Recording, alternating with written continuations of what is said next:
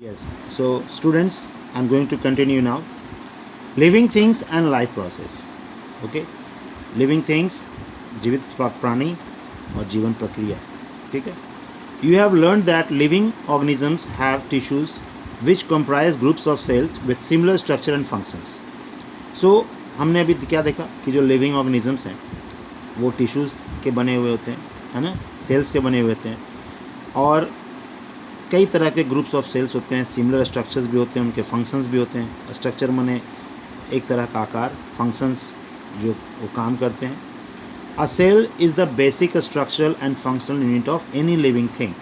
तो हम सेल को कैसे डिफाइन कर सकते हैं कि सेल एक बुनियादी स्ट्रक्चरल और फंक्शनल यूनिट है. क्या चीज़ का? हर एक लिविंग बीइंग का. Each cell is made up of molecules. The molecules exhibit movement during the cellular reactions.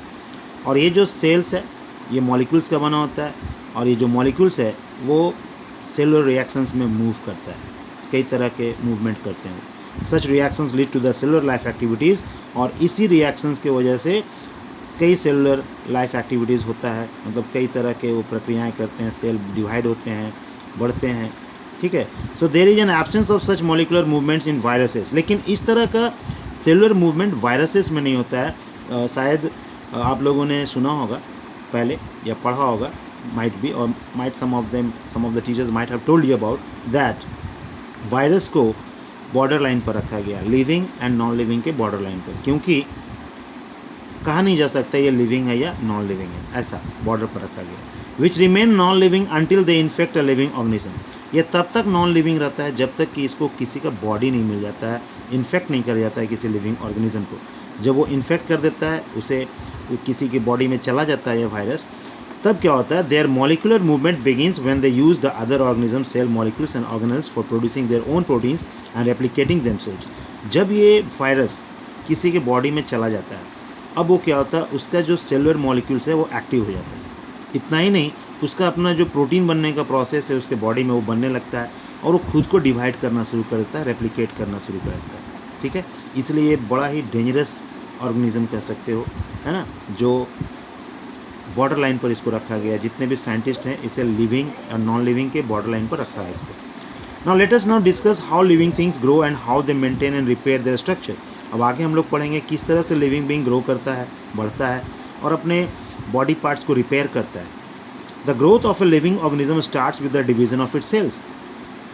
Living being का जो ग्रोथ होता है वो सेल डिवीजन से शुरू होता है. जैसे कि जब हम बच्चे थे, जब हम छोटे थे, या यू कह सकते हैं कि when we were in the womb of our mother, जब अपने माँ के पेट में थे, जब हमारा स्टार्ट हो रहा था, सिर्फ हमारा एक छोटा सा सेल था. वो सेल डिवाइड होता गया, और फिर हमारा पूरा बॉडी तैयार हुआ, और फिर हम इस दुनिया में आए. इसके बाद भी हमारा ग्रोथ होता गया, है ना. और ये कैसे हुआ? सेल डिवाइड होने के बाद ही हुआ. So when a cell divides it forms two daughter cells from a single mother cell. Cell जब डिवाइड होता है तो वहाँ से दो डॉटर सेल्स जन्म लेते हैं, आ रहा समझ में, एक मदर सेल से. ठीक है. The daughter cells divide and redivide to give rise to tissues and organs. इस तरह से वो जो टू डॉटर सेल्स है फिर डिवाइड होते हैं, और फिर वो टिश्यूज़ बन जाते हैं, आगे ऑर्गन्स बन जाता है, और इस तरह से बॉडी बनता चला जाता है. Different life processes of N organisms like growth and maintenance require energy which is obtained from food by process called nutrition. तो ये सारे एक्टिविटीज़ करने के लिए, सेल को ये सारे एक्टिविटीज़ करने के लिए, जैसे उसको ग्रो करना है, मेंटेन करना है, उसके लिए उसे एनर्जी चाहिए होता है. तो एनर्जी कहाँ से मिलेगा? जो हम लोग खाना खाते हैं, है ना, वहाँ से उसे पोषण मिलता है, दैट इज़ कॉल्ड न्यूट्रिशन. और तभी वो क्या कर पाता है, ये सारी चीज़ों को कर पाता है, चाहे वो ग्रोथ हो, मेंटेनेंस हो, ये सारी चीज़ें करते हैं सेल्स. ठीक है. Different organisms have varied nutritional process depending on the environment and specific food requirements. अलग अलग तरह के जो ऑर्गेनिजम्स हैं, अलग अलग तरह के वो खाना खाते हैं, जैसा उसका रिक्वायरमेंट होता है ना, उस तरीके से वो न्यूट्रिशनल प्रोसेसेस करने के लिए जो जो चाहिए होता है, जिस तरह के फूड चाहिए होता है वो लेते हैं. Food is broken down into simpler forms by a step wise oxidising reducing process known as respiration. और जो भी खाना खाते हैं, चाहे वो हम लोग इंसान हो या कोई अदर लिविंग बीइंग हो, वो क्या होता है, बॉडी में जाने के बाद ऑक्सीडाइज होता है, रिड्यूस होता है, और इस प्रोसेस को क्या कहते हैं, रेस्पिरेशन कहते हैं. ठीक है. जिसमें खाना स्मॉल पीसेज में बढ़ जाते हैं, टूट जाते हैं, उसके बाद ऑक्सीडाइज होना शुरू होते हैं. All this process is called respiration. During this process, oxygen is commonly required by organisms to release energy from food for carrying out various life processes. और इस पूरे प्रोसेस में, इस रेस्पिरेशन के प्रोसेस में जो वन है, जो बहुत ही कॉमनली रिक्वायर्ड होता है, one element, that is called oxygen. और ऑक्सीजन के वजह से ऑर्गेनिज्म क्या कर पाते हैं, एनर्जी को रिलीज़ कर पाते हैं, जो कि उसे मिलता है कहाँ से, खाना खाने से.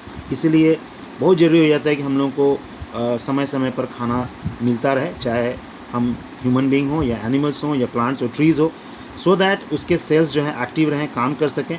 ठीक है, जो भी करना है उसे, जो भी प्रोसेस करना है, चाहे वो ग्रोथ हो, मेंटेनेंस हो, रिपेयरमेंट हो, what ever, they need food for this process, right. So till now हम लोग यहीं तक करेंगे. अभी इसके बाद नेक्स्ट क्लास में फिर आगे बढ़ेंगे. So I hope you have understood what I have said till now, and with this hope I will start next class with the another paragraph. Thank you very much.